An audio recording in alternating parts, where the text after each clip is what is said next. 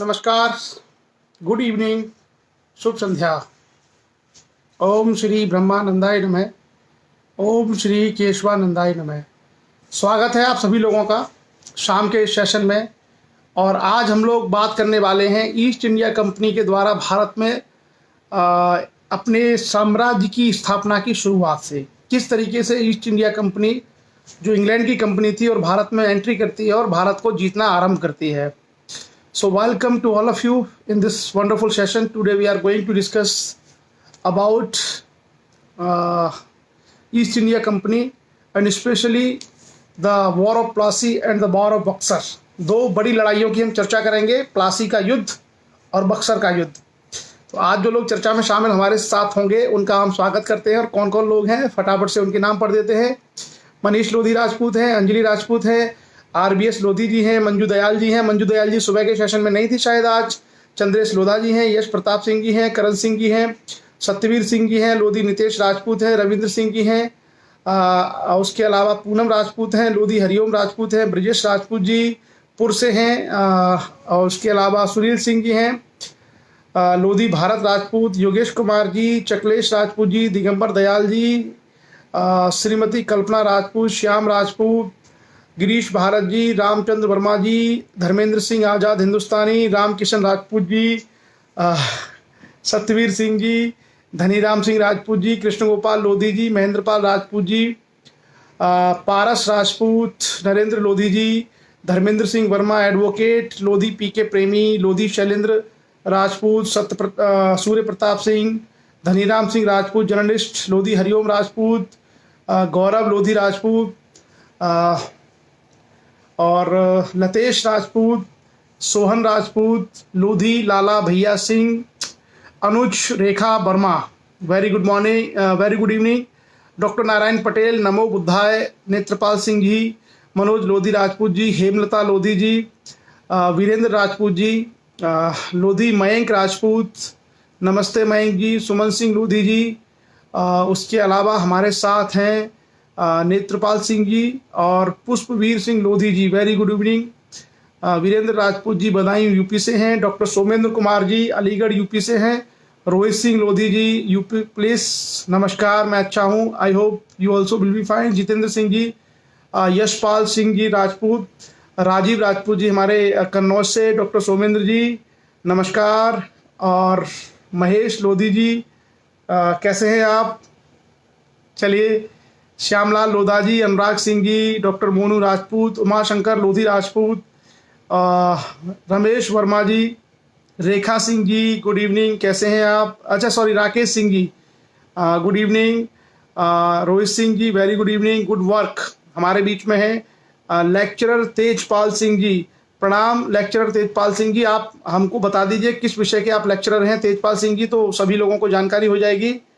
और उसके अलावा हमारे साथ में हृदय कुमार जी हैं, सत्यपाल सिंह जी हैं, अनुराग सिंह राजपूत हैं, धीरज कुमार लोधी हैं हमारे साथ अजमेर से, नमस्कार।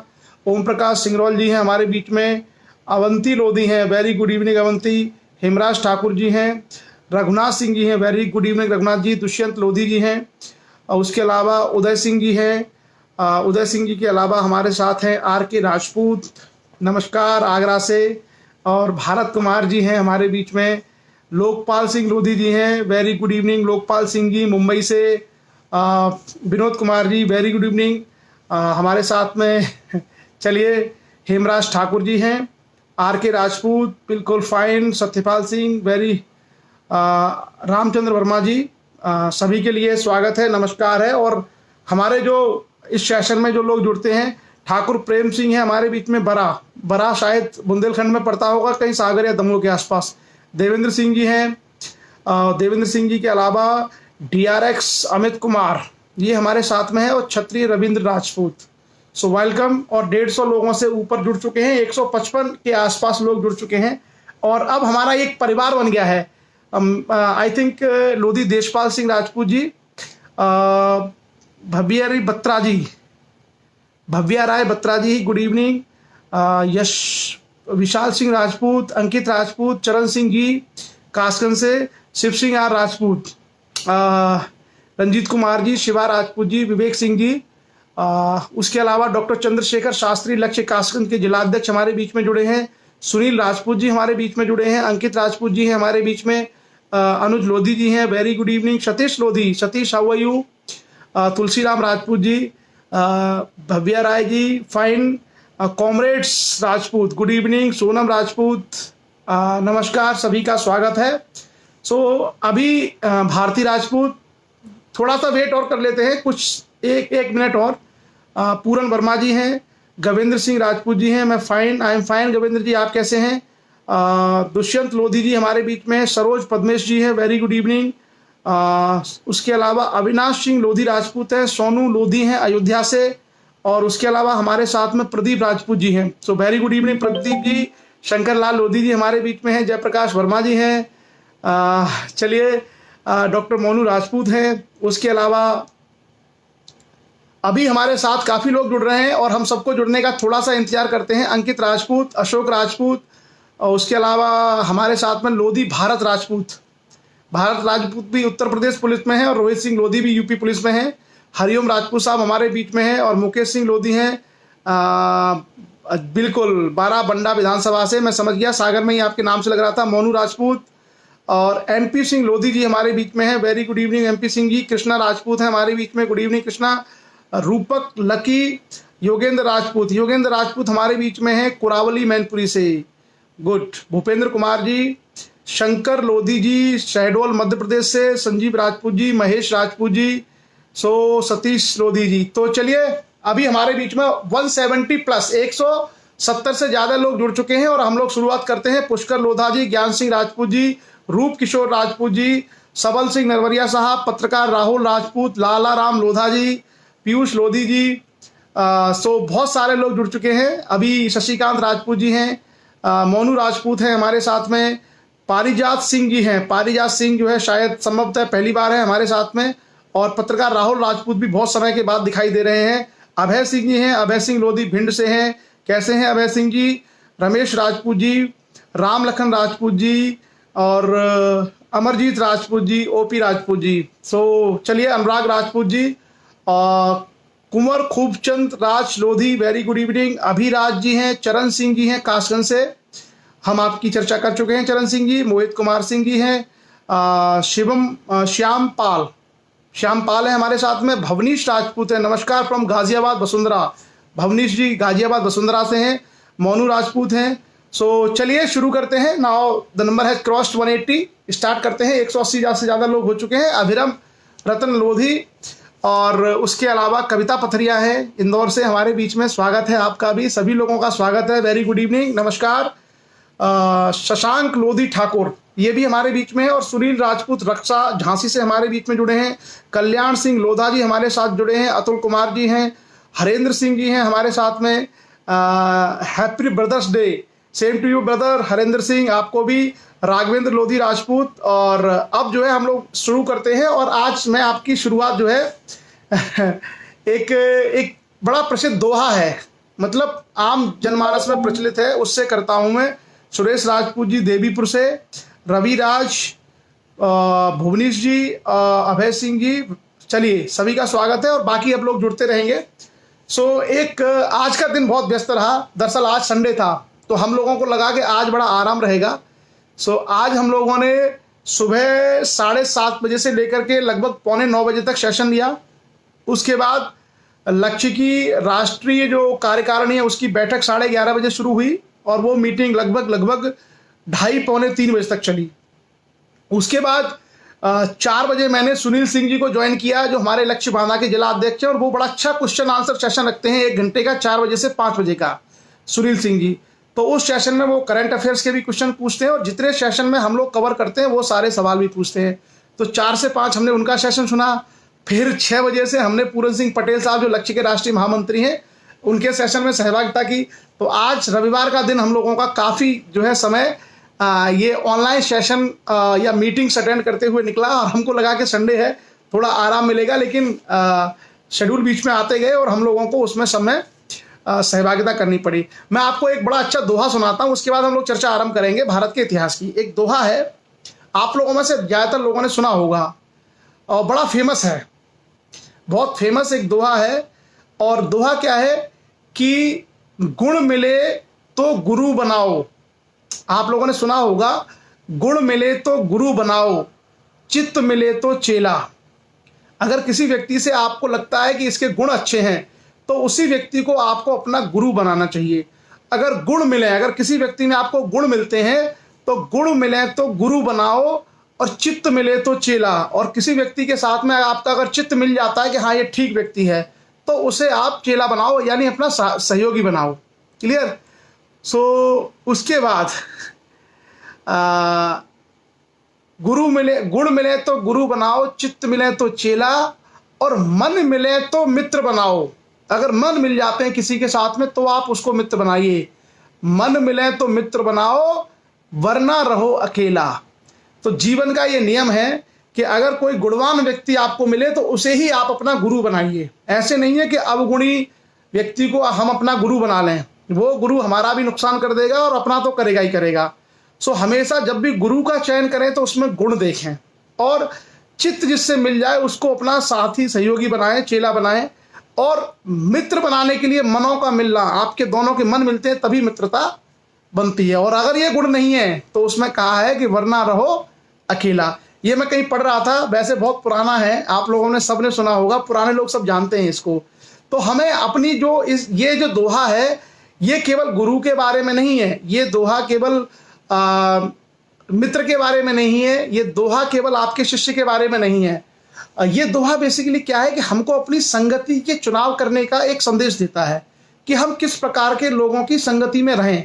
अगर हम गुणवान लोगों की संगति में रहेंगे और गुणवान लोगों को फॉलो करेंगे, गुणवान लोगों को आदर्श मानेंगे, तो निश्चित रूप से हमारा भी विकास होगा, हम भी अच्छे रास्ते पर चलेंगे। और हम गुणहीन लोगों को, अगर हम गुणहीन लोगों को फॉलो करना शुरू करेंगे तो उससे क्या है, हमारा खुद का भी पतन होगा। तो बहुत अच्छी बात कही है कि गुण मिले तो गुरु बनाओ। अगर आपके गुण मिले किसी व्यक्ति के अंदर तभी हमें उसको गुरु बनाना चाहिए।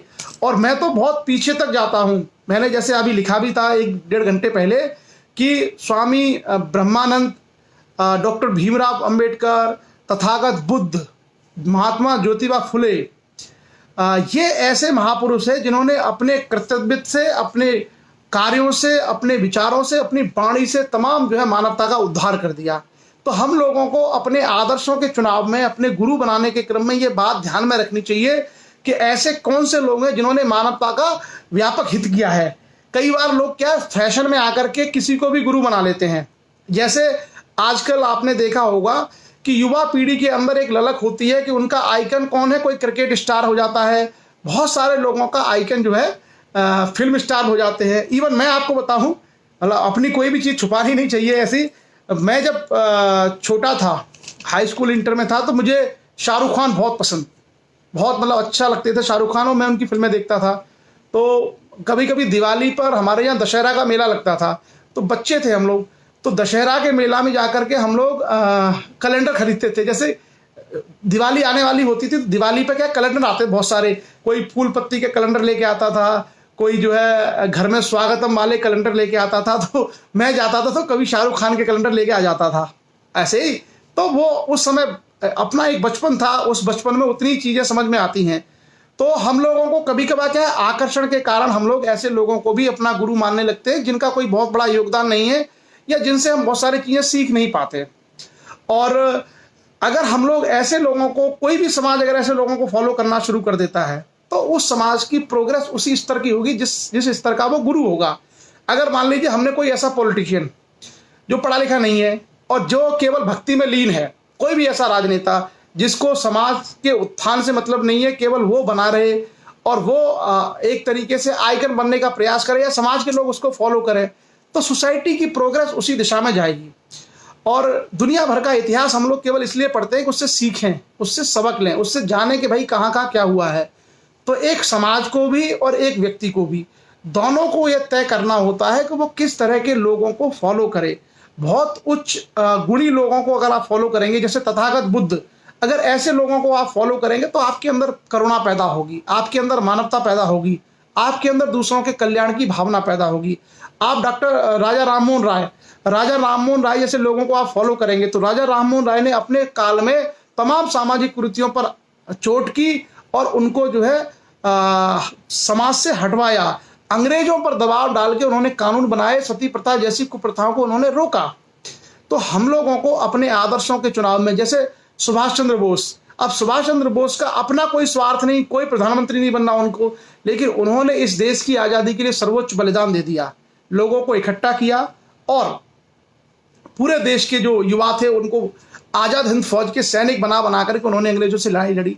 तो हम लोगों को अपने आदर्शों के चुनाव में ये देखना चाहिए कि हम लोग कैसे लोगों को फॉलो करते हैं, क्या राष्ट्र के प्रति, क्या समाज के प्रति उनका कोई योगदान है, क्या वास्तव में उनके कार्यों से समाज का जीवन उत्थान हुआ है। जैसे डॉक्टर सोमेंद्र जी ने एक कमेंट रखा है कि बहुत सारे ऐसे लोग प्रकट हो जाते हैं जिनके लाखों अनुयायी हो जाते हैं, लेकिन क्या उनके अनुयायी या जो उनके जो गुरु हैं, क्या उनके माध्यम से कभी समाज में कोई अच्छा बदलाव हुआ है? नहीं हुआ है।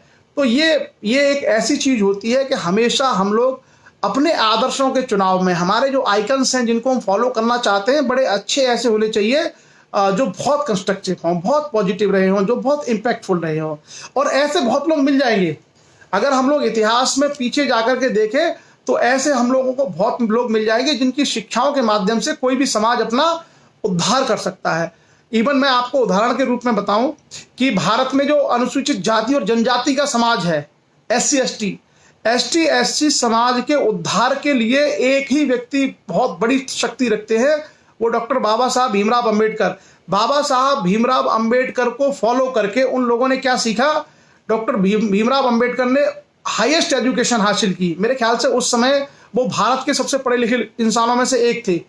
अपने समय में डॉक्टर भीमराव अंबेडकर सबसे पढ़े लिखे व्यक्ति थे भारत के, और उन्होंने वो कानून मंत्री भी बने, उन्होंने राजनीति भी की, उन्होंने तमाम समाज सुधार के कार्य भी किए। तो ऐसे लोगों को उस समाज ने फॉलो करके क्या सीखा कि हमको भी बाबा साहब की तरह पढ़ना है, हमको भी बाबा साहब की तरह अर्थशास्त्री बनना है, हमको भी बाबा साहब की तरह PhD करनी है, हमको भी बाबा साहब की तरह संसद में जाना है। तो हम जब ऐसे लोगों को आदर्श बनाएंगे तो हमारा जो विकास होता है वो बहुमुखी होता है, जिसको बोलते हैं चतुर्दिक विकास। ऐसे विकास में क्या है, आप सबसे पहले अपनी एजुकेशन अच्छी करेंगे, अपने इतिहास को जानने का प्रयास करेंगे, और बड़े से बड़े पद, चाहे वो सिविल सेवा के पद हों, चाहे वो राजनीति में सर्वोच्च स्तर पर जाने के पद हों, वहां जाने का प्रयास करेंगे। अब आप ले लीजिए कोई 5 पास आदमी, कोई 5वीं क्लास आदमी, उसको आप फॉलो करना चाहते हो तो उससे कम से कम आप एजुकेशन वाले लेवल पर प्रेरणा ग्रहण नहीं कर सकते, आप उससे शिक्षा के स्तर पर प्रेरणा ग्रहण नहीं कर सकते। हो सकता है वो राजनेता हो, कुछ लोगों को अट्रैक्ट करता हो, और ये किसी भी समाज के लिए बहुत बड़ी विडंबना हो जाती है। जैसे लोगों को हम लोग फॉलो करते हैं, उसी तरह के क्रम में हम लोग खुद बनते चले जाते हैं और हमारा समाज भी उसी दिशा में आगे बढ़ता है।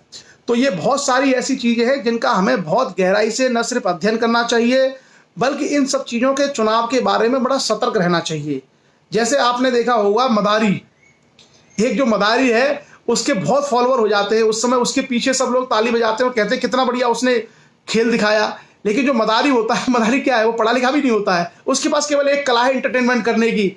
लेकिन उस मदारी से हम एंटरटेनमेंट कर सकते हैं, बट अगर हम सोचें कि इस मदारी से हम पैसे बनाना, उसने जैसे जादू करके आपको दिखा दिया पैसे बनाना, तो क्या हम वास्तव में कोई पैसे बनने की उससे कला सीख सकते हैं? अगर मदारी पैसे बना दे, जादूगर अगर पैसे बना दे जादूगर, तो क्या हम लोगों को RBI की, रिजर्व बैंक ऑफ इंडिया की जरूरत है? नहीं है।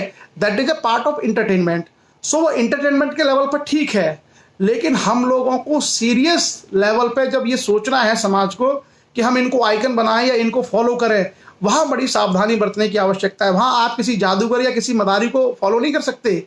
और ऐसे बहुत सारे लोग होते हैं इसी तरह के, कि वो एक तरह के फन में, एक तरह की कला में माहिर होते हैं और समाज के बहुत बड़े हिस्से को एक तरीके से हिप्नोटाइज कर देते हैं, उसको वो एक तरीके से दिग्भ्रमित कर देते हैं और सोसाइटी उसके ऊपर चल पड़ती है।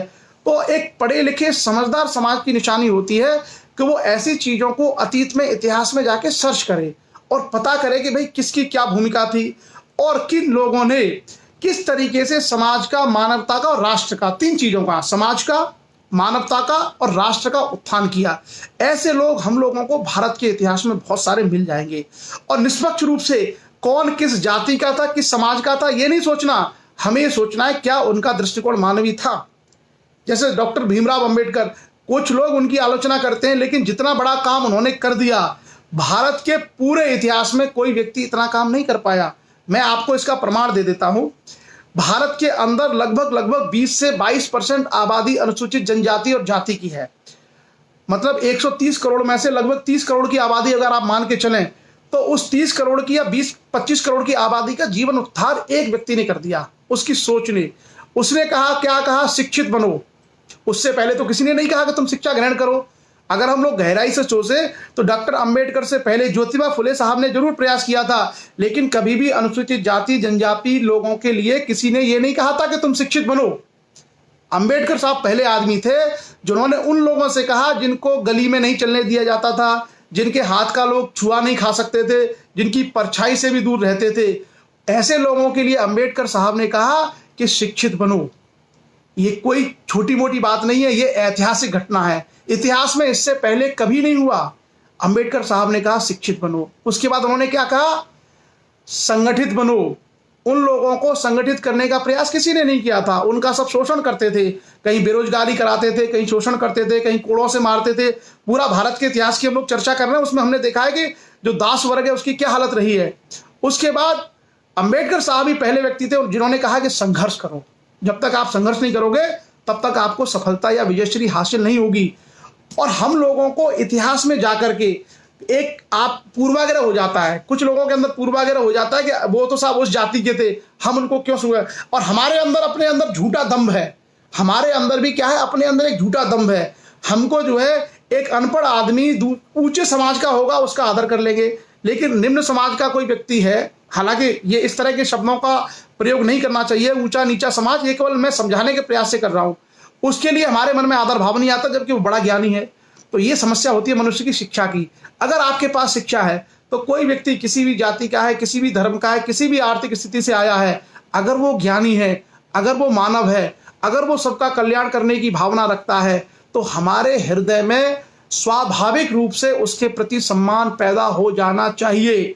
और अगर ज्ञानी गुणी व्यक्ति के प्रति हमारे मन में सम्मान पैदा नहीं होता है तो मान के चलना चाहिए कि हम खुद अज्ञानी हैं, हम खुद दम्भी हैं, हम खुद अहंकार में, अशिक्षा में और पूर्वाग्रह में ग्रसित हैं।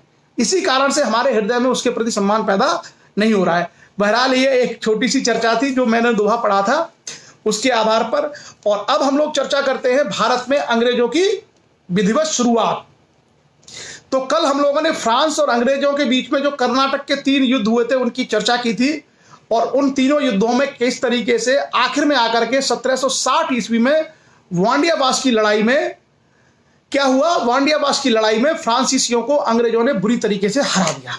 लेकिन यह लड़ाई दक्षिण में हुई थी 1760 में।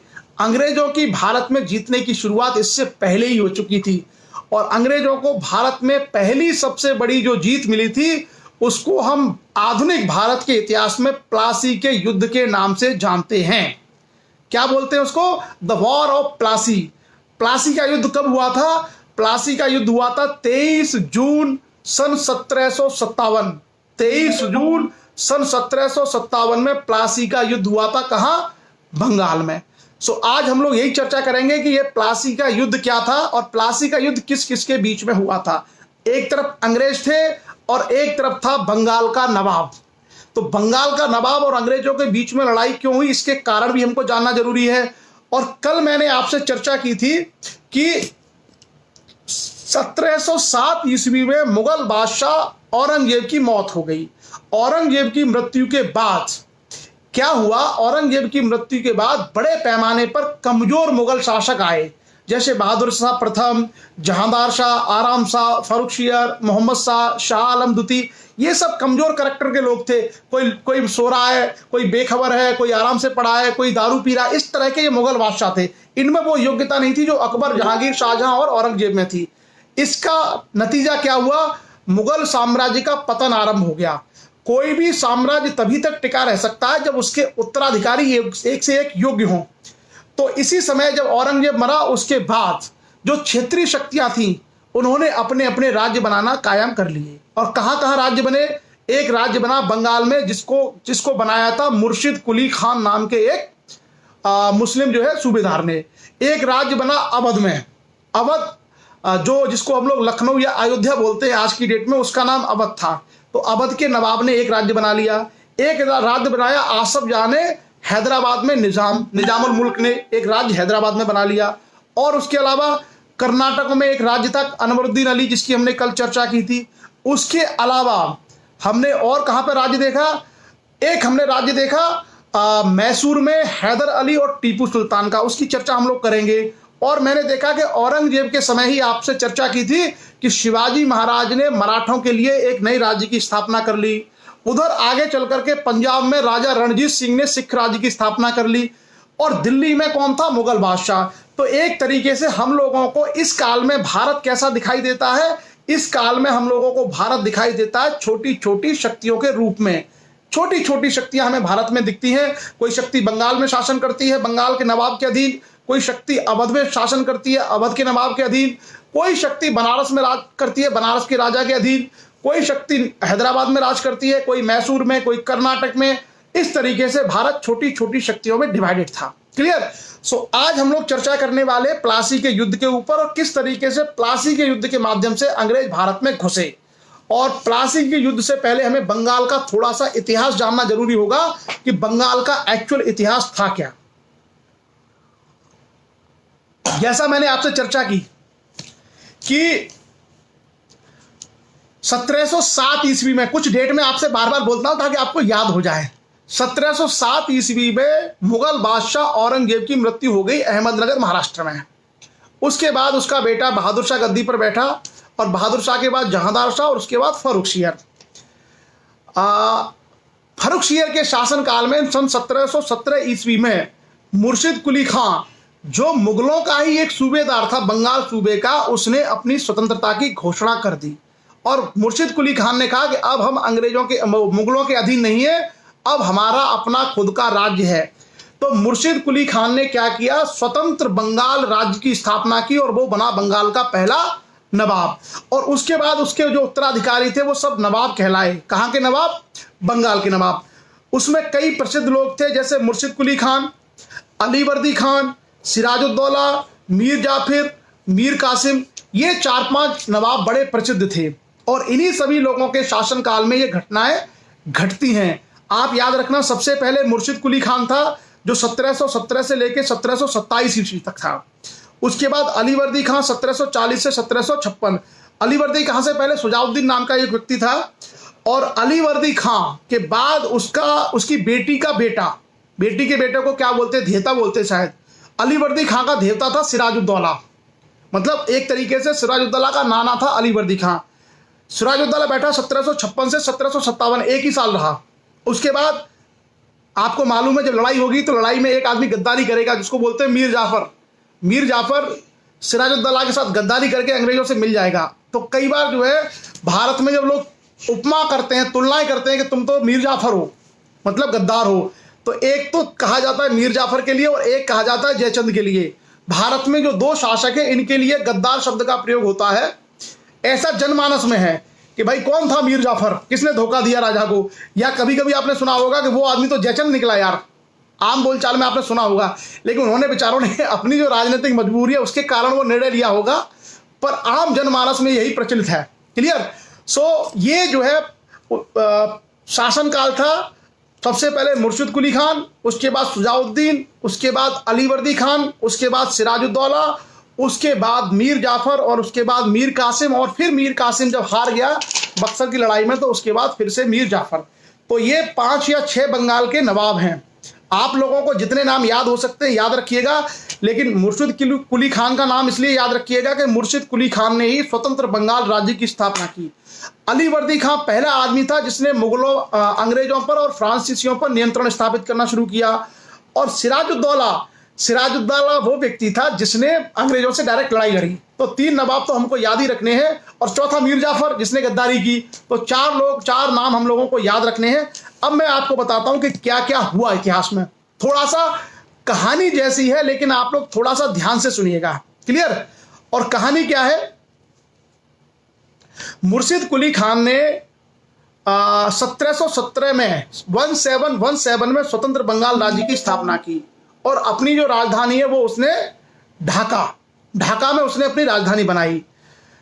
1717 में मुगल बादशाह था फर्रुखशियर। हम लोगों ने लेटर मुगल में पढ़ा था। 1717 में मुगल बादशाह था फर्रुख सियर। फर्रुख सियर ने 1717 ईस्वी में ईस्ट इंडिया कंपनी को एक व्यापारिक छूट दी। क्या व्यापारिक छूट दी? कि कंपनी 3000 रुपये वार्षिक कर अदा करेगी और उसके बाद बंगाल में स्वतंत्र व्यापार कर सकती है।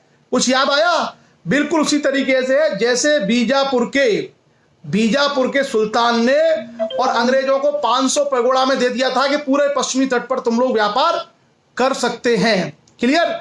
बिल्कुल इसी तरीके से मुगल बादशाह ने, एक्चुअली क्या हुआ कि मुगल बादशाह जो है वो ये मानता था कि भारत पूरे हिंदुस्तान मेरा है। तो उसी सिलसिले में 1717 ईस्वी में उसने अंग्रेजों को एक रियायत दी कि तुम मुझे 3000 रुपये वार्षिक देना टैक्स, और उसके बदले में तुम पूरे बंगाल में अपना शासन कर सकते हो, पूरे बंगाल में व्यापार कर सकते हो। और पूरे बंगाल में आप व्यापार कर सकते हो तो एक तरीके से जो बंगाल था, बंगाल मतलब बंगाल नहीं था उस समय, जो बंगाल था उसमें बंगाल, बिहार और उड़ीसा तीनों शामिल थे। उस समय जो बंगाल था, बंगाल का मतलब होता था बंगाल, बिहार और उड़ीसा, और बंगाल भारत का सबसे बड़ा राज्य था उस समय। उसमें बांग्लादेश भी शामिल था। जो आज का बांग्लादेश है, आज का बांग्लादेश, आज का उड़ीसा, आज का बिहार और आज का बंगाल और आज का झारखंड, इन सबको मिलाकर के बंगाल कहा जाता था। और बंगाल भारत का सबसे बड़ा और सबसे समृद्ध प्रांतों में से एक था। तो जब फर्रुख सियर ने छूट दी अंग्रेजों को, तो मुर्शिद कुली खान ने उसी समय अपने राज्य की स्वतंत्रता की घोषणा कर दी। अब मुर्शिद कुली खान असमंजस में पड़ गया कि मुगल बादशाह ने तो इनको छूट दे दी, लेकिन यहाँ का राजा तो मैं हूं, क्योंकि उसने अपने आप को इंडिपेंडेंट घोषित कर दिया। अब झगड़ा शुरू होना ही था। भाई मुगल बादशाह ने कहा कि तुम फ्री हो, पूरे बंगाल में जो है व्यापार करो, मुझे केवल 3000 रुपये साल में दे दो। लेकिन मुर्शिद कुली खान ने कहा कि नहीं भाई, बंगाल का बादशाह मैं हूं, बंगाल का बादशाह मैं हूं, यानी बंगाल का नवाब मैं हूं, मेरी परमिशन के बिना कुछ नहीं होगा। ऐसे में ईस्ट इंडिया कंपनी और बंगाल के नवाब के बीच में युद्ध होना या टकराव होना नेचुरल था, मतलब उनके बीच में विवाद होता ही होता। क्लियर? उसके बाद क्या हुआ कि इन्हीं सारी चीजों से परेशान होकर के मुर्शिद कुली खान ने इनका विरोध करना शुरू कर दिया। क्यों? क्योंकि अंग्रेजों को जो फर्रुख सियर ने जो छूट दी थी स्वतंत्र व्यापार की, इसका वो लोग दुरुपयोग करने लगे। और जब वो दुरुपयोग करने लगे तो मुर्शिद कुली खान ने उन पर कंट्रोल करना शुरू किया और इस कारण से विवाद बढ़ता चला गया। ढाका उस समय समुद्र के तट के पास था, तो अपनी सुरक्षा को ध्यान में रखते हुए मुर्शिद कुली खान ने अपनी राजधानी ढाका से ट्रांसफर कर दी मुर्शिदाबाद। वो अपनी राजधानी मुर्शिदाबाद ले गया और एक तरीके से अंग्रेजों के खिलाफ अपने आप को वो मजबूत करने लगा। और उसके बाद, हालांकि उसके समय कोई युद्ध नहीं हुआ, उसके समय तक कोई युद्ध नहीं हुआ, लेकिन वो एक तरीके से अंग्रेजों के प्रति सचेत रहा। उसके बाद सुजाउद्दीन नाम का एक व्यक्ति गद्दी पर बैठा, उसके बारे में कोई बहुत ज्यादा चर्चा नहीं है। उसके बाद 1740 ईस्वी में बंगाल का नवाब बना अलीवर्दी खान। 1740 से लेकर के 1756 तक लगभग 16 साल तक अलीवर्दी खान बंगाल का नवाब रहा। अलीवर्दी खान जो है बंगाल में अंग्रेजों को और फ्रांसीसियों को उसने नियंत्रित करना शुरू कर दिया। उन्होंने सीमा कर दी कि तुम यहाँ पे व्यापार नहीं करोगे, यहाँ किले नहीं बनाओगे। तो एक तरीके से अलीवर्दी खान के समय ही बंगाल में अंग्रेजों और बंगाल के नवाब के बीच में बहुत कड़ा जो है प्रतिस्पर्धा शुरू हो चुकी थी और युद्ध की नौबत आ चुकी थी। मतलब कभी भी युद्ध हो सकता था, पर उस समय तक युद्ध नहीं हुआ। अलीवर्दी खान थोड़ा सा स्मार्ट था और वो ये बोलता था कि यूरोप की जो शक्तियां हैं ये भारत में क्या है, यूरोप की शक्तियां भारत में एक तरीके से मधुमक्खियों की तरह हैं। अगर हम इनको प्यार से रखेंगे तो ये शहद देंगी, और अगर हम इनको छेड़ेंगे तो ये हमें काट काट के मार डालेंगी। ये अलीवर्दी खान का स्टेटमेंट है। किसी इतिहासकार की किताब में लिखा हुआ है कि अलीवर्दी खान ने यूरोपीय शक्तियों की तुलना मधुमक्खियों से की थी। अब उसके बाद 1756 ईस्वी में अलीवर्दी खान की मृत्यु हो जाती है। 1756 में अलीवर्दी खान के बाद एक छोटा सा यंग जो लड़का था, उसका बेटी का बेटा, मतलब उसका धेता जो बोलते हैं, वो बना बंगाल का नवाब। और वो क्या था, वो बड़ा साहसी आदमी था, यंग था, युवा था। और वो अपने नाना के समय से जानता था कि इन्होंने नाक में दम कर रखा है अंग्रेजों ने और फ्रांसीसियों ने। तो उसके दिमाग में ये आइडिया था कि अगर अंग्रेजों को कंट्रोल नहीं किया गया तो ये पूरे के पूरे बंगाल में जो नवाब की सत्ता है उससे उसको हटा देंगे। उसने अपनी तैयारी शुरू कर दी। किसने? सिराजुद्दौला ने। तो सिराजुद्दौला ने फर्रुख के द्वारा फर्रुख सियर ने जो अंग्रेजों को फरमान दिया था, जो छूट दी थी, उसने उसको कंट्रोल करना शुरू कर दिया। किसने? सिराजुद्दौला ने। और इस बीच में अंग्रेज और फ्रांसीसी अपनी अपनी बस्तियों की किलेबंदी कर रहे थे। सिराजुद्दौला ने आदेश जारी कर दिया कि कोई भी अंग्रेज, कोई भी फ्रांसीसी किलेबंदी नहीं करेगा मेरे बिना आदेश की। तो भाई उनको तो मिला हुआ था फर्रुखसियर से, मुगल बादशाह से, तो ऐसे में टसल बढ़ना जरूरी था। उसके बाद क्या हुआ कि जब सिराजुद्दौला ने यह आदेश पारित किया कि कोई भी यूरोपीय शक्ति मेरे आदेश के बिना किले नहीं बना सकती, अंग्रेजों ने सिराजुद्दौला के आदेश का उल्लंघन किया और वो लगातार किले बनाते रहे। ऐसे में भाई सिराजुद्दौला की जो संप्रभुता थी उस पर सवाल खड़ा हो गया। तो सिराजुद्दौला के सामने जरूरी था कि वो अंग्रेजों को सबक सिखाए, क्योंकि भाई एक राजा के राज्य में अगर कोई उसके आदेश को नहीं मानना है तो किस बात का राजा। तो सिराजुद्दौला को समझ में आ गया कि अंग्रेजों को सबक सिखाने का वक्त आ गया है। क्या हुआ? कासिम बाजार एक जगह थी, कासिम बाजार आज की डेट में बांग्लादेश में पड़ता है। कासिम बाजार नामक एक जगह थी, वहां पर अंग्रेजों का एक किला था। इस किले पर सिराजुद्दौला ने 1756 में आक्रमण कर दिया और इसको अंग्रेजों को मार डाला और भगा दिया। और अंग्रेजों ने एक तरीके से सिराजुद्दौला के समय समर्पण कर दिया। क्लियर? तो अंग्रेजों को भी समझ में आ गया कि भाई ये आदमी टेढ़ा है, इसको ऐसे नहीं निपट सकते, ये तो मतलब अली वर्दी खां की तरह नहीं है कि डराए, इसने तो हमला कर दिया। तो अंग्रेजों को भाग करके जो वहां पे छोटे छोटे टापू थे वहां शरण लेनी पड़ी।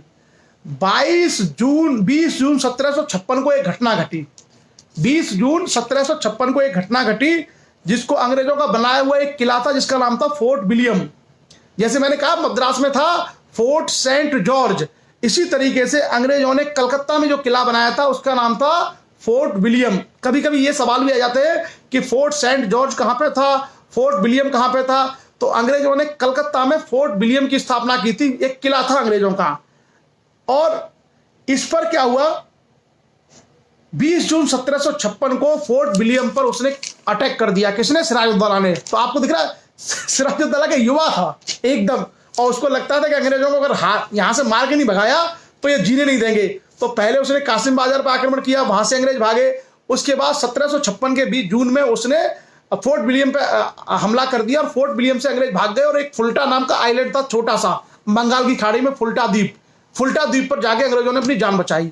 उसके बाद एक घटना घटी इसी दौरान, यह घटना भी जून 1756 की है। वहां फोर्ट विलियम से कुछ अंग्रेज पकड़े गए, वहां कुछ अंग्रेजों को सिराजुद्दौला की सेना ने पकड़ लिया। लगभग ये कहा था 146 अंग्रेजों को पकड़ा और उसमें कुछ महिलाएं भी थी, बच्चे भी थे। और सिराजुद्दौला ने एक छोटे से कमरे में काल कोठरी टाइप में उनको बंद कर दिया और उसमें से पता चला कि बाद में 23 अंग्रेज मर गए। इतिहास में इस घटना को बोलते हैं ब्लैक होल या काल कोठरी की घटना। यह बात है जून 1756 की। इस घटना में बहुत सारे अंग्रेज मारे गए और सिराजुद्दौला को खौफ पैदा हो गया कि भाई सिराजुद्दौला से भिड़ना सही नहीं है। लेकिन अंग्रेजों के कान खड़े हुए, अंग्रेजों को लगा कि रणनीति बना के काम करना पड़ेगा, नहीं तो ना तो हम यहाँ व्यापार कर सकते हैं। दूसरा, अंग्रेजों के जब 23 लोग मारे गए उसमें काल कोठरी की घटना में, याद रखिएगा आपको 1756 में ब्लैक होल या काल कोठरी बोलते हैं और ये बहुत ही उल्लेखनीय घटना है।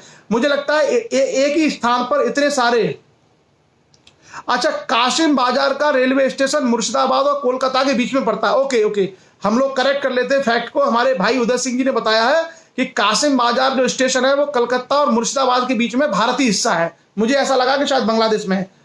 चलिए, आपने करेक्ट कर दिया भाई उदय सिंह जी, बहुत बहुत धन्यवाद।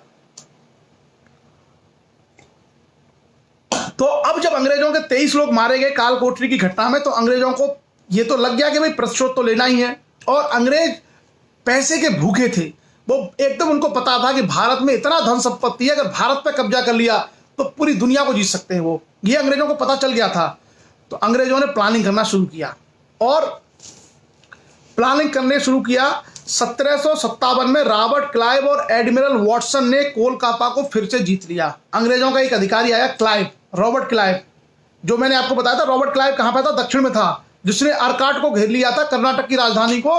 जब पहला फ्रांसीसी और उसके जो है कर्नाटक के नवाब में युद्ध हुआ था हैदराबाद के उसमें, तो उसने अर्काट को घेर लिया था क्लाइव ने, वही क्लाइव था। क्लाइव को भेजा गया कलकत्ता कि भाई तुम इंटेलिजेंट आदमी हो, जाओ करो कुछ। तो क्लाइव ने और उनका एक नौसेना का एक अधिकारी था एडमिरल वॉटसन, इन लोगों ने फिर से हमला किया और कलकत्ता को जीत लिया। कलकत्ता मतलब कोलकाता, फोर्ट विलियम, कलकत्ता मतलब फोर्ट विलियम एक तरीके से, और फोर्ट विलियम को जीत लिया। अब अंग्रेजों के हौसले फिर बुलंद होने लगे। जब उन्होंने कलकत्ता को फिर से जीत लिया तो उनको लगा कि हम इसको हरा सकते हैं। तो इसी तरीके से फरवरी 1757 में अंग्रेजों में और सिराजुद्दौला के बीच में एक संधि हुई, क्योंकि सिराजुद्दौला को पता था कि अंग्रेज हमला करेंगे और अंग्रेजों को यह भी पता था कि सिराजुद्दौला भी हमला करेगा। तो दोनों ने बीच का रास्ता अपनाया और फरवरी 1757 में एक युद्ध समझौता हुआ। मतलब अभी प्लासी के वार से पहले एक कोशिश की जा रही थी कि कोई समझौता हो जाए, बीच का रास्ता निकल आए, और एक संधि हुई जिसको हम लोग कहते हैं अलीनगर की संधि। और इस अलीनगर की संधि के द्वारा अंग्रेजों को सिराजुद्दौला ने किले बनाने और सिक्के ढालने का अधिकार दे दिया। किले बनाने और सिक्के डालने का अधिकार दे दिया। इसका मतलब है कि अलीनगर की संधि इस बात का प्रतीक है कि सिराजुद्दौला अपने आप को कमजोर समझने लग गया था, क्योंकि पहले उसने किलेबंदी न करने का आदेश दिया था और इस संधि के द्वारा उसने कहा कि चलो तुम लोग किले बना सकते हो और अपने सिक्के भी ढाल सकते हो। तो एक तरीके से अंग्रेजों की शक्ति और सत्ता को उसने स्वीकार कर लिया। किसने? सिराजुद्दौला ने। अब क्या हुआ? अंग्रेज तो ताक में बैठे थे। उन्होंने कहा भाई इसका जब तक खात्मा नहीं करेंगे तब तक हमें चैन नहीं पड़ेगा। इसी के चलते आगे चल करके अंग्रेजों ने एक षड्यंत्र किया। और क्या षड्यंत्र किया? सिराजुद्दौला का सेनापति था मीर जाफर। मीर जाफर को अंग्रेजों ने लालच दिया कि तुम जो है हमारा साथ दो, हम सिराजुद्दौला को लड़के हराएंगे, उसको यहाँ से भगा देंगे और तुम बन जाओगे यहाँ के नवाब। तो बहुत सारे लोग होते हैं जिनको ये लालच देते हो कि भाई तुमको राजा बना देंगे, उनको हटा के तो आई जाएंगे झांसे में। हर कोई राजा बनना चाहता है। तो मीर जाफर ने कहा ठीक है, मैं तुम्हारा साथ दूंगा और तुम मुझे नवाब बना देना। और इसमें जगत सेठ करके एक बड़ा व्यापारी था बंगाल का, उसने भी इनका साथ दिया, जगत सेठ। और एक राय दुर्लभ करके भी एक आदमी था, उसने भी इसका साथ दिया। और सिराजुद्दौला की एक मौसी थी जिसका नाम था घसीटी बेगम, उसने भी इस षड्यंत्र में अंग्रेजों का साथ दिया। तो सिराजुद्दौला को तो लगता था कि पूरी सेना मेरी है, सब कुछ मेरे साथ है, लेकिन उसका सेनापति बिक चुका था। मतलब मीर जाफर ने अंग्रेजों के पक्ष में युद्ध करने का या तटस्थ रहने का निर्णय ले लिया। और राय दुर्लभ और जगत सेठ और घसीटी बेगम, इन सब लोगों ने मिलकर के सिराजुद्दौला को हटाने का प्लान कर लिया। ये सब लोग क्यों हटाना चाहते थे? एक अमीर चंद नाम का आदमी और था, वहां का व्यापारी का अधिकारी था। ये लोग क्यों हटाना चाहते थे सिराजुद्दौला को? जैसे घसीटी बेगम को लगता था कि जो वो चाहती थी मेरा बेटा जो है नवाब बने, क्योंकि अलीवर्दी खां का कोई पुत्र नहीं था। अलीवर्दी खां का कोई पुत्र नहीं था, अलीवर्दी खां की केवल बेटियां थी और उसमें से एक बेटी का उसका बेटा था सिराजुद्दौला। तो सिराजुद्दौला को उन्होंने बना दिया। क्लियर? तो अब क्या हुआ? अंग्रेजों ने पूरा षड्यंत्र तैयार कर लिया और 23 जून 1757 को प्लासी एक जगह पड़ती है, नादिया जिला है बंगाल में। नादिया मुर्शिदाबाद के पीछे गंगा की तरफ नादिया डिस्ट्रिक्ट है। वहां गंगा के आसपास कहीं जो है एक स्थान है प्लासी, वहां पर युद्ध हुआ 23 जून 1757 को। और जैसा षड्यंत्र था, सिराजुद्दौला पूरी बहादुरी से लड़ा, लेकिन क्योंकि मीर जाफर ने अपने आप को अलग कर रखा था, उस षड्यंत्र में शामिल था। परिणाम स्वरूप उस युद्ध का नतीजा क्या होना था? अंग्रेजों ने अपने से बड़ी सिराजुद्दौला की सेना को परास्त कर दिया और सिराजुद्दौला को पकड़ के उसकी हत्या कर दी गई। और जैसा कि समझौता हुआ था, उस समझौते के अनुसार मीर जाफर को बंगाल का नवाब बना दिया गया। यह था हमारा प्लासी का युद्ध। प्लासी के युद्ध के पीछे कारण क्या थे और पूरा का पूरा घटनाक्रम था। प्लासी का युद्ध भारत में किसी भारतीय शक्ति के खिलाफ अंग्रेजों की पहली जीत थी। किसी भारतीय शक्ति के खिलाफ अंग्रेजों की पहली बड़ी जीत थी। और इस प्लासी के युद्ध ने वो चाबी अंग्रेजों को दे दी जिसके माध्यम से उन्होंने भारत के राज्य पर अपना आधिपत्य स्थापित कर लिया। क्योंकि उनको लग गया अंग्रेजों को कि अगर हम प्लासी के युद्ध में अपने से बड़ी सेना को हरा सकते हैं तो हम धीरे धीरे करके भारतीय शक्तियों को हरा सकते हैं। तो अब तक व्यापार करने वाली कंपनी की राजनीतिक महत्वाकांक्षा अब जाग गई। अब उसने राजनीति को प्रमुख हथियार बनाया और हिंदुस्तान में व्यापार के अलावा हिंदुस्तान पर कब्जा करना उनकी पॉलिसी का हिस्सा हो गया। आगे क्या हुआ बंगाल में वो भी जरा देख लेते हैं। आगे क्या हुआ? सिराजुद्दौला के विरुद्ध राय दुर्लभ, जगत सेठ, मीर जाफर, इनका षड्यंत्र था। इसके बाद मीर जाफर को बंगाल का नवाब बनाया गया और उसके बाद मीर जाफर ने अंग्रेजों को बहुत सारी रियायतें दी, क्योंकि भाई वो जो नवाब बना अंग्रेजों के सहयोग से ही बना। तो मीर जाफर ने क्या किया? अंग्रेजों को 1,17,00,000 रुपए दिए। 1,17,00,000 रुपए दिए। उसके अलावा कंपनी के कर्मचारियों को 12.5 लाख रुपए मिले और जो क्लाइव था, रॉबर्ट क्लाइव जिसने युद्ध का नेतृत्व किया था सिराज के खिलाफ, उसको 2,54,000 रुपए अलग से दिए गए। उसके अलावा कंपनी को 24 परगना, एक जिला पड़ता था बंगाल में 24 परगना, उस 24 परगना जिले का राजस्व वसूल करने का पूरा अधिकार अंग्रेजों को मिल गया कि इस पूरे 24 परगना की जमींदारी और यहां से जो पूरा का पूरा काम है वो राजस्व वसूल करने का आपका होगा। और ये धन जो था अब बंगाल उनके हाथ में आना शुरू हो गया। पूरी तरीके से नहीं आया, लेकिन बंगाल अब अंग्रेजों के हाथ में आना शुरू हो गया। तो बंगाल जब उनके पास में आएगा तो बंगाल संपन्न राज्य था, और संपन्न राज्य उसके उनके पास आएगा तो यहां से जो धन है, इस धन को अंग्रेज कहां लेके जाएंगे? इंग्लैंड। और इस धन के माध्यम से ही इंग्लैंड में क्या शुरू हो जाएगी? औद्योगिक क्रांति, इंडस्ट्रियल रेवोल्यूशन। तो इंग्लैंड में जो औद्योगिक क्रांति हुई थी, उसका जो कच्चा माल और उसके लिए जो संसाधन, उसके लिए धन संपत्ति है, वो उसका सबसे बढ़िया जरिया बनाता भारत। अभी हम लोग चर्चा करेंगे किस तरीके से वहां पे इसने उसको सपोर्ट किया। आगे चल करके देखते हैं अंग्रेजों ने अब क्या किया। क्योंकि मीर जाफर क्या था, कठपुतली था उनकी, तो अंग्रेजों ने लूटपाट शुरू कर दी। मतलब जो उनको रियायतें मिली थी उसके अलावा भी उनको लगता था कि अब नवाब की हिम्मत नहीं है कि नवाब हमारा विरोध करेगा, तो अंग्रेज व्यापारियों ने, अंग्रेज अधिकारियों ने लूटपाट शुरू कर दी बंगाल में। और इसी से दुखी होकर के मीर जाफर ने अपना सिंहासन छोड़ दिया, और उसके बाद मीर जाफर का जो दामाद था मीर कासिम, उसको अंग्रेजों ने बंगाल का बनाया नया नवाब। और मीर कासिम जो था वो मीर जाफर की तरह इतना कमजोर नहीं था। उसको ये लगता था कि जो संधि के तहत तय हुआ है वो मैं दूंगा अंग्रेजों को, लेकिन ऐसा नहीं है कि सब कुछ अंग्रेज अपनी मर्जी से करते रहें। आगे चल करके मीर कासिम को अंग्रेजों के षड्यंत्र के बारे में पता था, तो मीर कासिम ने सबसे पहला काम क्या किया कि अपनी राजधानी को मुर्शिदाबाद से मुंगेर ले गया। मुर्शिदाबाद से उसने अपनी राजधानी चेंज कर दी मुंगेर, और वो अंग्रेजों के खिलाफ अपने आप को मजबूत करने का प्रयास करने लगा। मीर जाफर जो है 1760 में हट गया था, 1760 में मीर कासिम नवाब बन गया था, और मीर कासिम पूरी तैयारी करने लगा। लेकिन मीर कासिम ये बात जानता था, मीर कासिम ये जानता था कि अंग्रेजों को अगर सिराजुद्दौला नहीं हरा पाया है तो मैं अकेला नहीं हरा सकता। तो उसने क्या है, उसने अप्रोच करना शुरू किया। और किसके साथ अप्रोच शुरू की?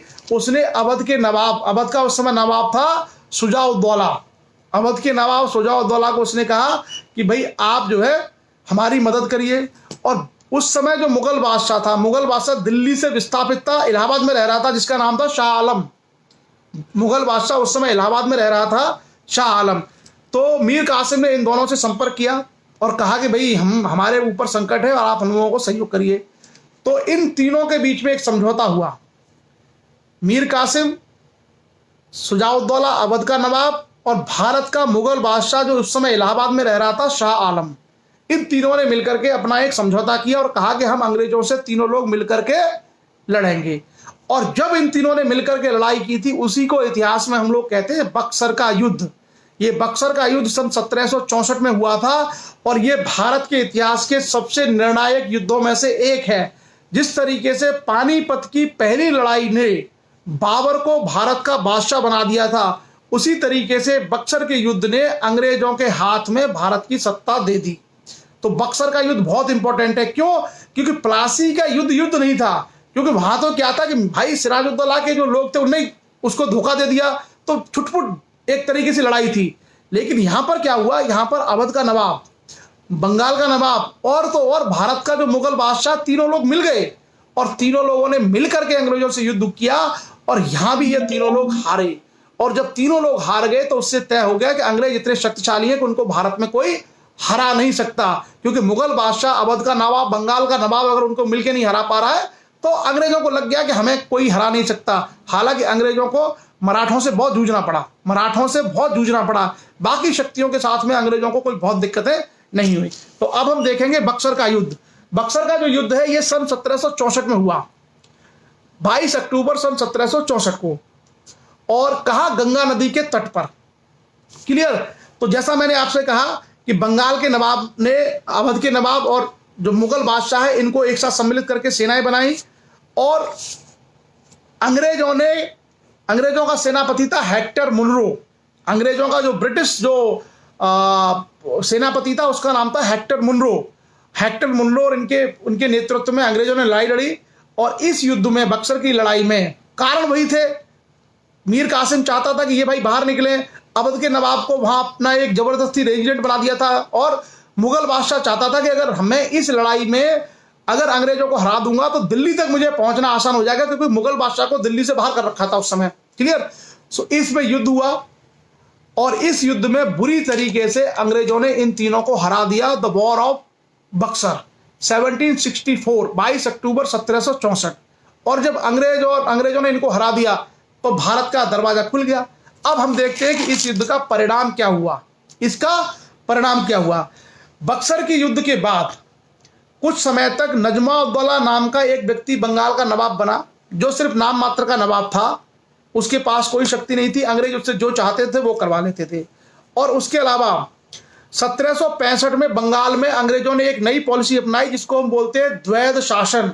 इस द्वैध शासन में क्या कहा कि बंगाल का जो नवाब है वो कानून व्यवस्था देखेगा, लोगों की जान माल की हिफाजत करेगा, स्वास्थ्य सुविधाएं देखेगा, और राजस्व वसूल करने का काम कंपनी का होगा। तो पैसे के ऊपर कौन बैठ गई? कंपनी बैठ गई। पैसे के मामले में, राजस्व के मामले में कि ईस्ट इंडिया कंपनी पैसे का हिसाब किताब देखेगी और तुम लोगों को खिलाओ पिलाओ, कानून व्यवस्था देखो। तो इसको बोलते हैं ड्यूल सिस्टम, एक तरीके से द्वैध शासन। इसमें अंग्रेजों ने शोषण किया भारत का बुरी तरीके से, और बंगाल के नवाब पर डाल दी जिम्मेदारी कि सड़कें तुमको बनवानी होंगी, स्वास्थ्य तुमको देखना है, व्यवस्था तुमको देखनी है। तो ये जो 1765 से 1772 तक का काल है, भारत के इतिहास में सबसे ज्यादा शोषण का काल है। किसी राज्य में अंग्रेज जितनी लूट कर सकते थे उतनी लूट उन्होंने इस काल में की, क्योंकि जिम्मेदारी कुछ थी नहीं। अकाउंटेबिलिटी उन्होंने अपनी जीरो कर ली कि हम कोई काम नहीं करेंगे, हम केवल राजस्व वसूल करेंगे।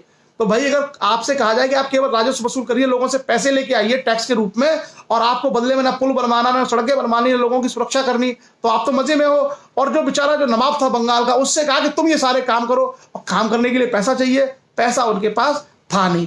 बहरहाल इसके बाद क्या हुआ कि बंगाल का में जो बक्सर का युद्ध था, उसके बाद इलाहाबाद की संधि हुई, क्योंकि जो बंगाल का जो भारत का मुगल बादशाह था शाह आलम, उस समय कहां पे रहता था? इलाहाबाद में, जिसको आज हम लोग प्रयागराज बोलते हैं।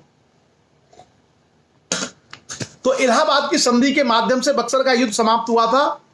और बक्सर के युद्ध में क्या हुआ था कि दो संधियां हुई। बक्सर के युद्ध में दो संधियां हुई थी। एक संधि हुई थी मुगल बादशाह के साथ में, जो भारत का मुगल बादशाह है उसके साथ में हुई थी, और एक संधि हुई थी अवध के नवाब के साथ में। मैं दोनों के पॉइंट्स आपको बता रहा हूं, बड़े काम के हैं। जो इलाहाबाद में 1765 में पहली संधि हुई थी, 12 अगस्त 1765 को मुगल बादशाह शाह आलम द्वितीय के साथ। उसमें क्या हुआ था? ईस्ट इंडिया कंपनी ने अवध के नवाब से कड़ा और इलाहाबाद के जो जिले हैं लेकर के सम्राट शाह आलम द्वितीय को दे दिए। इसका मतलब है कि जो अवध का जो नवाब था, अवध के क्षेत्र में कड़ा और मानिकपुर के एरियाज भी आते थे। कड़ा और मानिकपुर का मतलब है जो आज का जो इलाहाबाद से ऊपर का जो क्षेत्र है, कड़ा एवं इलाहाबाद। तो आप लोगों ने इलाहाबाद देखा हुआ, इलाहाबाद से जब हम लोग चित्रकूट जाते हैं तो वहां पर रास्ते में पड़ता है एक मानिकपुर का एरिया। तो इलाहाबाद से रीवा की तरफ बढ़ने पर, या आप कह सकते हैं मानिकपुर की तरफ बढ़ने पर जो एरिया था उसको हम लोग कड़ा या मानिकपुर कहते थे, जो अलाउद्दीन खिलजी के शासनकाल से चला आ रहा था। तो इस संधि में अंग्रेजों ने कहा मुगल बादशाह को कि ये जो दोनों एरिया हैं हम तुम्हें दे रहे हैं, किससे लेकर के? अवध के नवाब से। क्लियर। तो नुकसान किसका हुआ इसमें? अवध के नवाब का। दूसरा क्या प्रावधान था? कंपनी ने मुगल सम्राट को 26 लाख रुपए की वार्षिक पेंशन देना तय किया।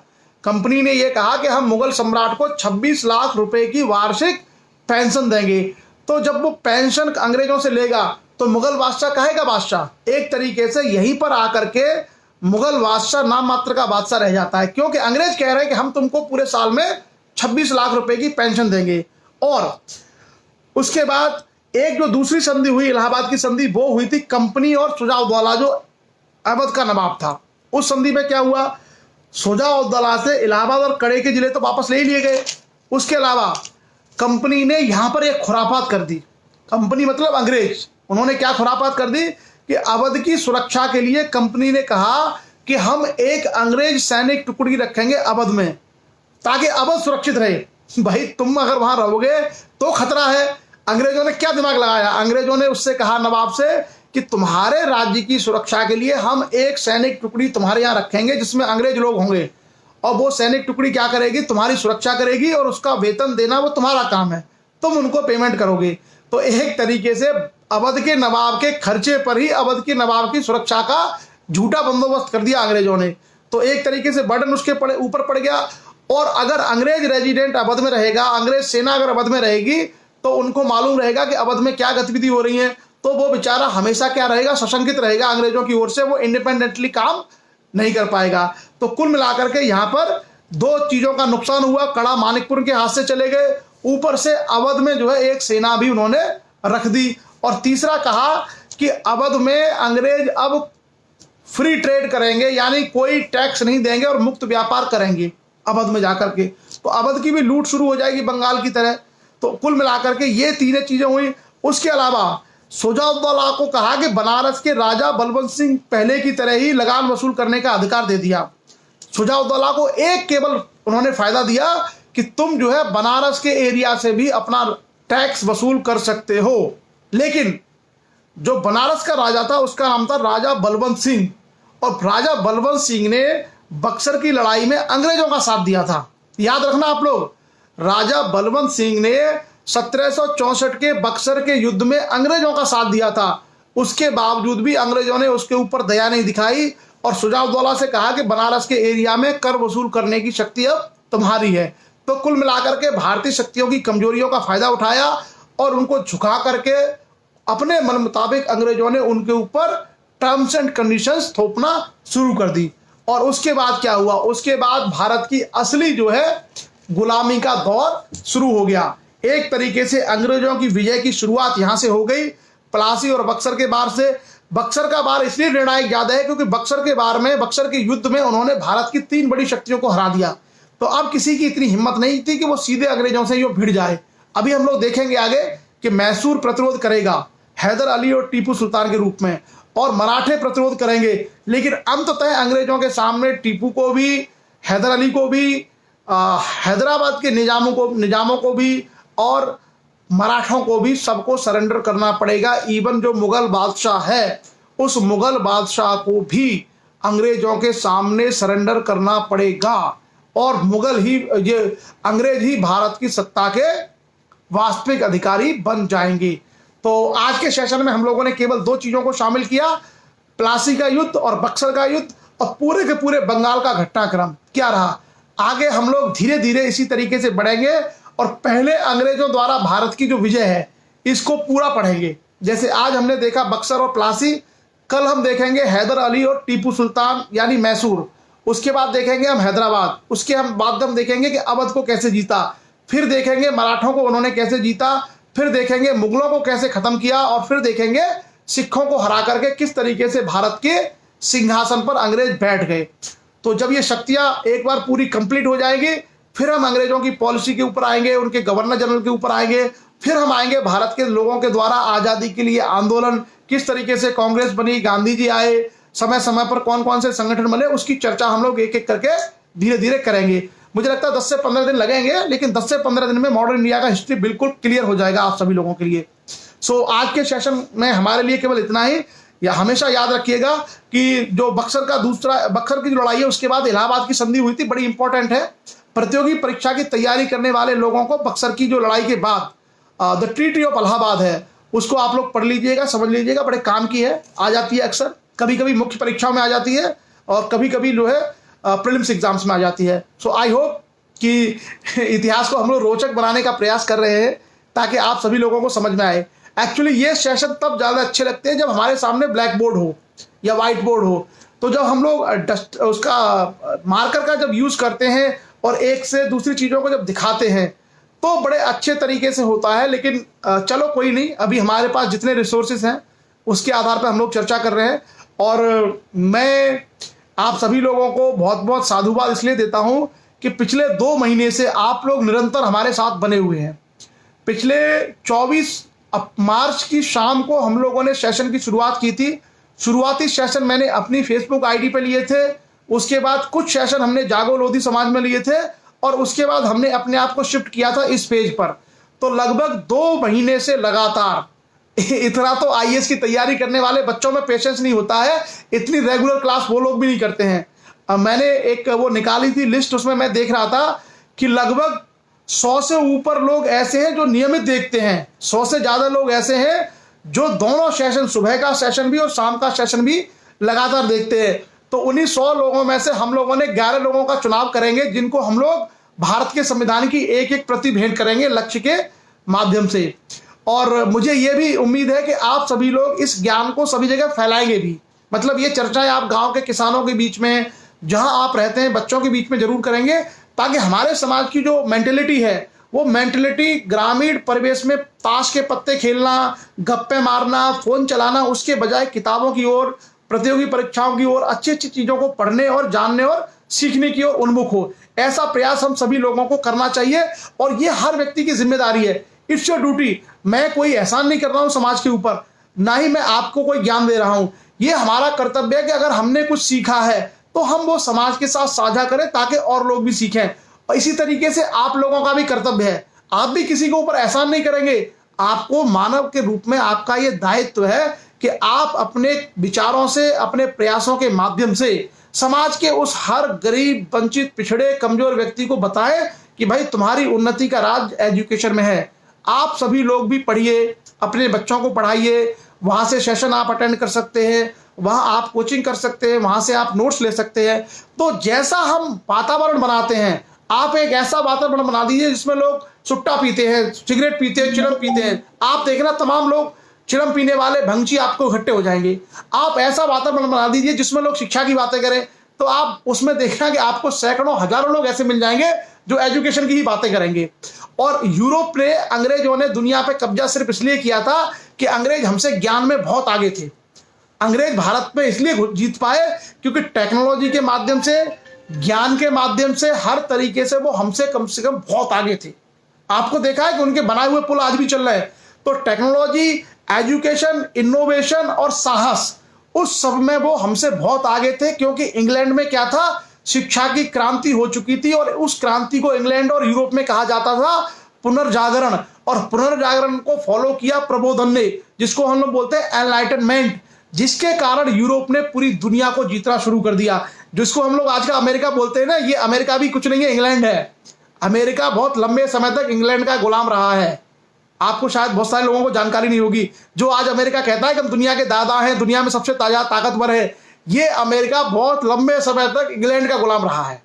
तो यूरोप के लोगों ने पूरी दुनिया को क्यों जीत लिया? क्योंकि उनके पास शिक्षा का हथियार था।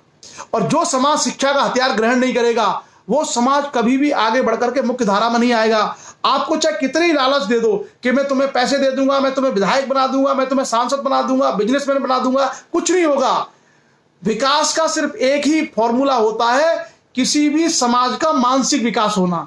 और जिस समाज का मानसिक विकास हो गया, वो आर्थिक विकास, राजनीतिक विकास, प्रशासनिक विकास, सभी तरह के विकास अपने आप कर लेगा। जब तक हम लोगों के पास एजुकेशन नहीं आएगी, जब तक हमारे माइंड विकसित नहीं होंगे, तब तक बाकी विकास आपके पास अगर आ भी गया तो बहुत लंबे समय तक टिकेगा नहीं। So clear? बहुत बहुत धन्यवाद, आप सभी लोगों ने बहुत बहुत समय दिया। और इसी तरीके से हमारा प्रयास रहेगा। आप में से बहुत सारे लोगों को चाह करके भी और बहुत सारे लोगों को मजबूरी में, लॉकडाउन में घर में रहना पड़ा है। और देखिए, हम तो ये मानते हैं कि स्वामी ब्रह्मानंद जी का आशीर्वाद है। स्वामी ब्रह्मानंद जी हमको समय समय पर आदेश देते रहते हैं कि आप शिक्षा के लिए ये करिए, ये करिए, और हम लोग वो सब करते चले जाते हैं। और समाज में बड़ा सकारात्मक, बड़ा पॉजिटिव मैसेज समाज में जाता रहता है। और तमाम लक्ष्य के लाखों स्वयंसेवक भारतवर्ष में किसी न किसी रूप में गरीबों की मदद करना, शिक्षा में सहयोग करना करते रहते हैं। तो ये हमारे ऊपर है, हम कैसे वातावरण का निर्माण करते हैं। अगर हम लोग सकारात्मक वातावरण का निर्माण करें तो आप ये मान के चलिए कि समाज में पॉजिटिव चीजें ही होंगी। और अगर हम लोग नेगेटिव चीजों को समाज में क्रिएट करेंगे तो समाज में नकारात्मक होगा। ये हमारे ऊपर है। इसलिए कभी कोई कुछ बोले, हमारे इस पोस्ट पर भी बहुत सारे लोग जो है कुछ लिख देते हैं उल्टा सीधा, मैं कभी भी नहीं कुछ बोलता। क्यों? क्योंकि हम लोग, तथागत बुद्ध ने कहा है, तथागत गौतम बुद्ध ने कहा है कि अगर कोई आपको गलत चीज देता है और आप यदि उसको ग्रहण नहीं करते तो वो उसी देने वाले के पास रह जाएगी। तो इसको जीवन का सूत्र बना के बना लीजिए कि हमको कोई भी नेगेटिव चीज, हमको कोई भी गलत चीज किसी से ग्रहण नहीं करनी है। और अगर हम ग्रहण नहीं करेंगे तो वो उसी के पास रह जाएगी।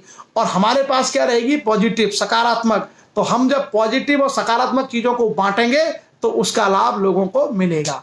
सो चलिए, समय भी हो गया 8:37 और आप लोगों ने समय दिया आज के सेशन के लिए, इंटरेक्टिव बनाया सेशन को। बहुत बहुत धन्यवाद आप सभी लोगों का।